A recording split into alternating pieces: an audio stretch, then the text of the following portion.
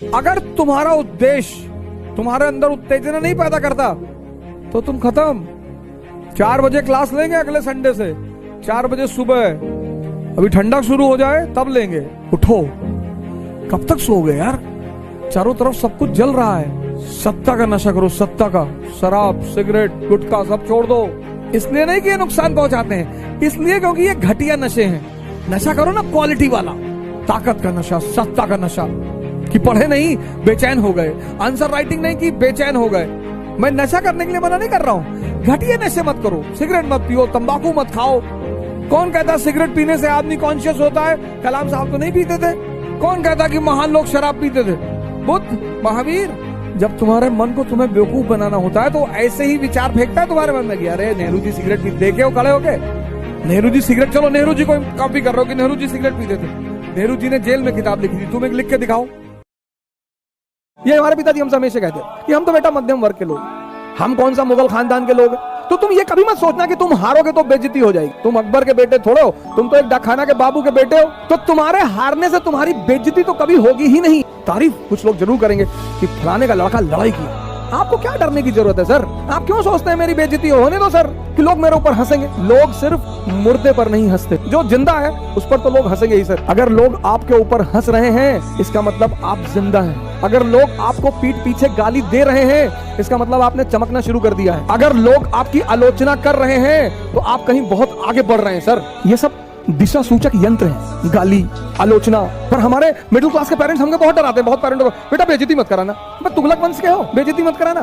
कि मौर्य वंश के हो, अंबेडकर की बेइज्जती हुई, उन्होंने मजा लिया, भगवान बन गए। गांधी की बेइज्जती हुई, उन्होंने मजा लिया, भगवान बन गए। चाणक्य की बेइज्जती हुई, मजा लिया, भगवान बन गए। बेइज्जती तो बहुत जरूरी चीज है सर जीवन में। जिंदगी है सर खेल, यहां कुछ भी दुख मनाने जैसा नहीं है।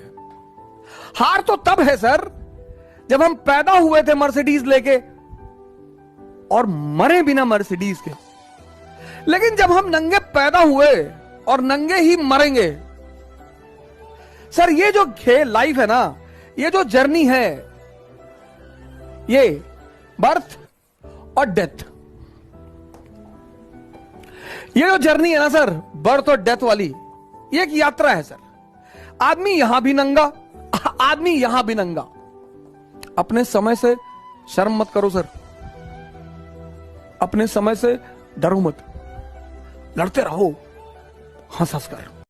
एक साहब आके हमसे पूछे कि कितना घंटे पढ़ना चाहिए। हमने गर्लफ्रेंड है? क्या गर्लफ्रेंड तो नहीं है। हम कहते हम नहीं बता पाएंगे। चले गए मैनेजमेंट के पास कि वो ओझा से मैंने पूछा कितने घंटे पढ़े, तो कह रहा गर्लफ्रेंड ले लो। हमारे पापा हमको पढ़ने के लिए भेजे, गर्लफ्रेंड बनाने के लिए थोड़ी भेजे हैं। तो मैनेजमेंट को भी लगा कि हाँ यार बात तो सही कह रहा। तो मैनेजमेंट ने हमको बुलाया, ये क्या यार तुम लड़कों से बोलते रहते हो?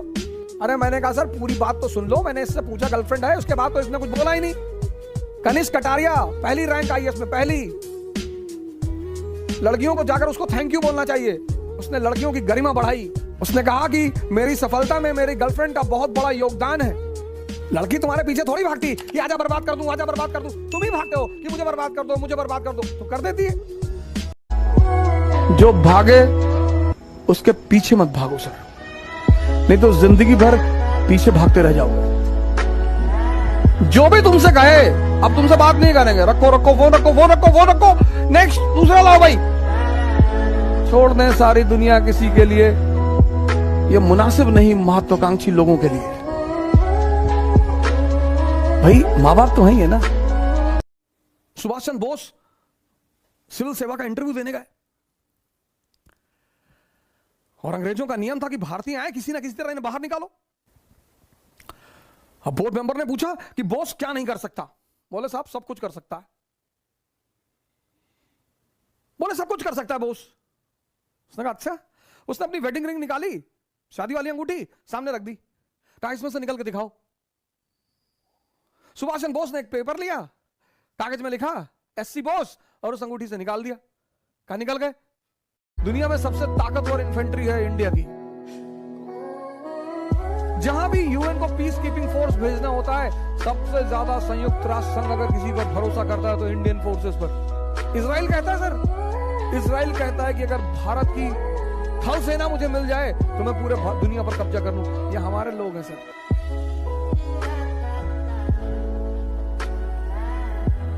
हमारे ही तो लोग हैं सर। आपने अलार्म लगाया सुबह 4 बजे का, और शाम को आप एकदम ताव में है कि बस कल 4 बजे कुछ भी हो जाए, खत्म सारी नाटकबाजी। और रात में आप एकदम ताव में है कि कुछ नहीं, कल चाहे जान देना पड़े लेकिन सुबह उठना है। अलार्म लगाया आपने, सुबह 4 बजे अलार्म बजा। अब आपके इस मन ने ये नहीं कहा कि नहीं उठना है ना, ये तो ये कहेगा ही नहीं, ये इसकी खूबसूरती है सर, ये नहीं कहता ही नहीं। ये आपसे पता क्या कहेगा कि 5 मिनट यार, 5 मिनट में कुछ बिगड़ता है? आपको भी लगता है कि हाँ यार 5 मिनट में क्या 4 बज रहा, 4-5 पे उठ जाएंगे सर। आप इसकी चालाकियां समझो सर। और आपने आंख बंद कर ली, और जैसे ही आपने आंख बंद की, अगली बार जो आपकी नींद खुली तो 8:30 सुबह बज रहे थे। मजा तब आएगा सर, तभी आपको जलील करेगा कि देखो तुम उठ ही नहीं पा रहे हो, तुमसे कुछ। और पूरा दिन आपका भारी रहेगा, आपको पता नहीं चलेगा, क्योंकि ये जलील कर रहे हैं ना अंदर से। आप उखड़े हुए हैं, पूरे दिन पढ़ाई नहीं हो पा रही। अब अगर वहीं पर ही आपसे कहते कि चलो यार आज कोई बात नहीं, कल कर लेंगे, ना जलील करेगा आपको। पूरा दिन आप डिस्टर्ब रहेंगे। ये बार बार कहता रहेगा 4 बजे उठ ही नहीं पाए, 4 बजे उठ लिए होते तो 5 घंटा पढ़ लिए होते। अरे तो भैया 8:30 बजे से 5 घंटे पढ़ लो, वो करने ही नहीं देगा। वो तब भी आपको निराशा घेरे, मतलब हर युवा को कम से कम 2-3 लोगों की जीवनी या बायोग्राफी जरूर पढ़नी चाहिए। अंबेडकर की जरूर पढ़नी चाहिए सर। पता चलेगा कि कितनी चुनौती आपको हो सकता है 1-2 चुनौतियों का सामना करना पड़ रहा हो। उस आदमी की चारों तरफ चुनौतियां हैं। गांधी की जीवनी, भगत सिंह की बायोग्राफी,